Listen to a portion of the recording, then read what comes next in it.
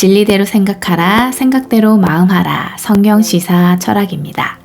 이번 영상의 주제는 소리 중에 소리입니다. What? 무엇일까요?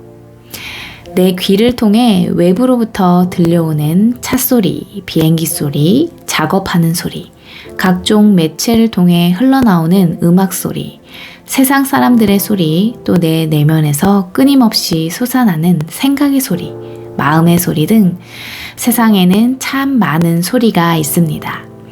우리는 각자 세상이라는 이 소리 바다에서 시시각각 특정한 소리를 채워가며 다양한 소리의 영향을 받으며 살아가고 있습니다. 그야말로 무수한 소리와 동행하는 삶이라 할 수 있습니다. 모두 저마다 크게 듣는 소리, 작게 듣는 소리, 자주 듣는 소리, 가끔 듣는 소리, 듣기 좋아서 찾아 듣는 소리, 듣기 싫어서 피하는 소리 등이 있죠. 요즘 나는 어떤 소리를 듣기 좋아하고 어떤 소리를 듣기 싫어합니까? 특히 어떤 소리에 민감하게 반응하고 있습니까? 때로는 세상의 소리, 또 내 내면의 소리가 너무 크고 시끄러워서 아무 소리도 듣고 싶지 않을 때도 있습니다. 그럼에도 불구하고 누를 수 없고 막을 수 없는 소리도 있지만 말입니다. 그래도 끊임없이 나를 괴롭히는 소리로부터 자유로워지기 위해 듣기 싫은 소리를 누르고 덮기 위해 새소리, 물소리, 자연의 소리 등 새로운 소리를 찾아 떠나기도 합니다. 요즘 나는 어떤 소리로 내 생각을 채우고 있습니까? 특정 TV 채널, SNS, 유튜브에서 나는 소리로 내 생각과 마음을 채우고 있습니까? 반복되는 정치권의 뉴스에 귀를 기울이고 있습니까? 구매를 호소하는 광고 소리, 혹은 내 마음을 울리는 어떤 가수의 노랫소리에 귀를 기울이고 있습니까? 나는 무슨 소리로 나의 소리를 채우고 있습니까? Why? 왜 그럴까요? 누가복음 9장 7절 헤롯 왕을 당황하게 하는 소문, 소리가 있었습니다. 세례 요한이 죽은 자 가운데서 살아났다. 옛 선지자 한 사람이 다시 살아났다고 하는 소문입니다. 누군가 죽은 자 가운데서 살아났다는 소리를 듣는다면 무슨 생각이 들까요? 그런 비슷한 예로 요즘 살아있는 시체인 좀비가 영화와 예능에서 인기를 끌고 있죠. 매년 10월 할로윈 데이에는 호박 귀신을 비롯해서 각종 귀신이 등장하기도 합니다. 사람들은 왜 좀비와 귀신의 흥미로움을 느끼고 그와 관련된 소리에 귀를 기울일까요? 그 심리를 잘 들여다보면 일단 사람들에게는 사후에 활동하는 귀신이라는 것이 존재할 것이라는 막연한 두려움이 있습니다. 또 그것들이 죄 많은 자신을 괴롭힐 것이라는 공포도 있습니다. 그런데 그것들의 위해로부터 또 살아남고 싶은 바람이 있기 때문에 한편으로는 그런 것들이 그렇게 나쁘지 않기를 바라는 마음도 있습니다. 포켓몬스터, 요정, 할로윈에 등장하는 귀신 분장 등을 보면 그런 존재들이 그렇게 나쁘지 않고 오히려 귀여운 면이 있기를 바라는 욕구가 잘 반영되어 있죠. 게다가 그런 것들이 있어도 이겨낼 수 있으리라는 막연한 바람도 있습니다. 영화에서 보면 늘 영웅이 나타나 해결해주죠. 만약 좀비와 귀신을 정말 두려워한다면 좀비, 귀신에 대한 공포와 두려움을 미화해서 속이지 않는다면 그것을 소재로 캐릭터를 만들고 유쾌한 행사를 하는 것은 불가능하겠죠. 다시 누가복음 9장으로 돌아와서 헤롯은 죽은 자가 살아났다는 소문, 소리를 듣고 싶지 않았습니다. 자신이 분명 세례 요한을 죽였는데 왜 또 이런 일에 대한 소리를 들어야 하냐, 누가 이런 소리를 듣게 하는지 당황스러워했습니다. 그간 죽은 세례 요한의 소리는 헤롯 왕의 기억 속에서 잊혀지지 않는 소리, 귀를 막아도 덮을 수 없는 소리였기 때문입니다.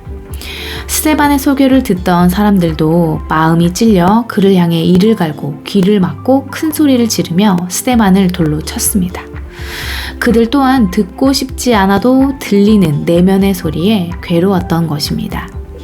예수님의 제자 베드로도 닭이 우는 소리, 자신의 존재, 실체를 알려주는 소리를 듣고 심히 통곡합니다.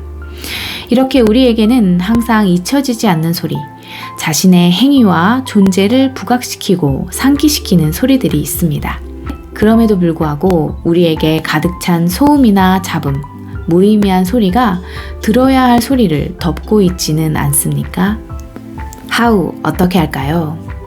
사람은 대체로 젊은 시절에는 새로운 소리, 흥미로운 소리에 민감하게 반응하고 나이가 들면 과거의 소리에 묻혀 살아가는 경향이 있습니다. 순간의 쾌락과 흥미를 미끼로 유혹하는 소리, 거짓말로 속이는 소리, 현재의 소리를 잠식하는 과거의 소리, 들어야 할 소리를 덮고 있는 무의미한 소리에 뒤섞여 인생을 허비하지 않으려면 우리는 어떤 소리에 더 귀를 기울여야 하며 어떤 소리를 내야 할까요? 누가복음 9장 2절 11절 예수님은 자신을 찾는 무리에게 늘 하나님의 나라의 일을 이야기하셨습니다.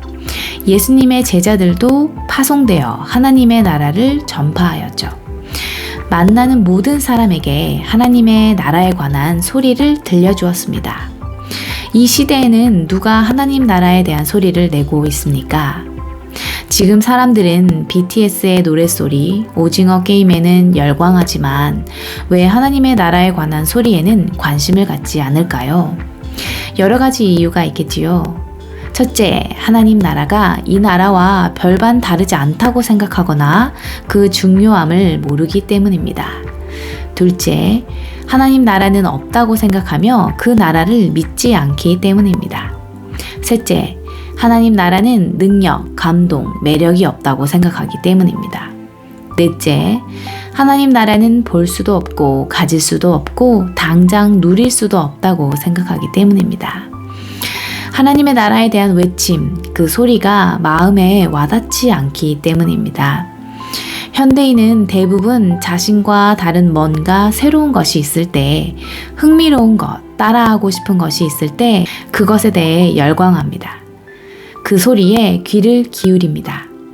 단시간 내 체험과 참여를 통해 그 즐거움에 동참하기를 원합니다.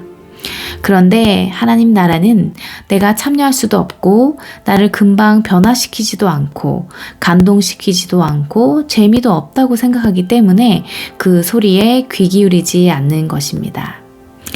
그러나 예수님이 하나님 나라를 전할 때는, 예수님이 말씀하실 때는 권위 있는 자 같았고 감동이 있었고 수많은 자들이 치유를 받았습니다. 예수님을 팔로우하면 하나님 나라가 실제로 발휘되는 것을 볼 수 있었습니다. 오병이어의 기적과 수많은 능력을 체험하고 고민하는 문제를 해결받을 수 있었습니다. 은혜를 맛볼 수 있었습니다. 그러니 그 예수님의 말씀에, 그분의 소리에 설레지 않을 수 없었던 것입니다. 그러나 하나님 나라를 전하는 자 스스로가 자신이 내는 소리에 자신감이 없고 감동이 없고 목숨을 거는 열정이 없다면 듣는 자들 또한 공감할 수 없겠지요. 마가복음 8장 34절 예수님은 누구든지 나를 따라오려거든 자기를 부인하고 자기 십자가를 지고 나를 따를 것이니라고 말씀하셨습니다. 예수님을 팔로우하는 자들, 하나님 나라, 복된 소식을 듣고 전하는 자들은 그 소리를 위해 1. 매일 내 목을 십자가에 매달아야 합니다. 날마다 자기를 부인하고 자기 십자가를 져야 합니다. 2. 목을 걸어야 합니다. 크리스천이 목에 십자가 목걸이를 건다는 것은 복음을 위해 목숨을 건다는 고백이기도 합니다. 목숨은 천하보다 중요합니다. 그렇지만 온 세상보다 중요한 목을 십자가에 걸지 않으면 목숨과 세상 모든 것을 잃게 된다는 것을 깨달아야 합니다. 3. 목을 들고 복음, 기쁨의 소리를 듣고 전하는 것을 부끄러워하지 말아야 합니다.